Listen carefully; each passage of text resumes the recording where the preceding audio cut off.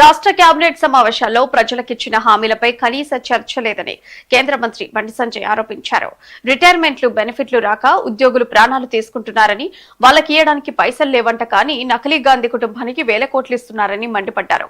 అలాగే కాంగ్రెస్ ముఖ్యమంత్రికి మూటలు మోయడానికి తప్ప దేనికి పనికిరాడని అన్నారు. నేను అప్పీల్ చేస్తున్నా 27 ఇలా 18 కేబినెట్ మీటింగ్లు అయితే ఏ ఒక్క రోజు కేబినెట్ లో నిన్న కూడా కేబినెట్ లో 2500 మహిళలకు ఇస్తానియలే, 4 రూపాయల ఆసరా పెన్షన్ ఇస్తున్నారు మహిళలకు, ఆ తాతమ్మలకు. దాని గురించి చర్చ లేదు. రైతు భరోసా ఇస్తున్నారు, రైతు ఎదురుస్తున్నారు, దాని గురించి చర్చ లేదు. ఉద్యోగాలు ఇస్తున్నారు, దాని గురించి చర్చ లేదు.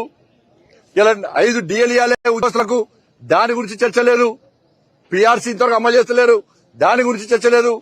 పదవీ విరమణ పొందిన ముసలోళ్ళు వచ్చి మా పైసలు మాకి చచ్చిపోయేటట్టున్నామని చెప్పి 61 మంది చచ్చిపోయారు. ఇప్పటికి వాళ్ళ పైసలు వాళ్ళకి ఇవ్వడానికి పైసలు లేవట. గాని ముఖ్యమంత్రి శిక్షణ తరగతులు ఏమి ఇవ్వాలి?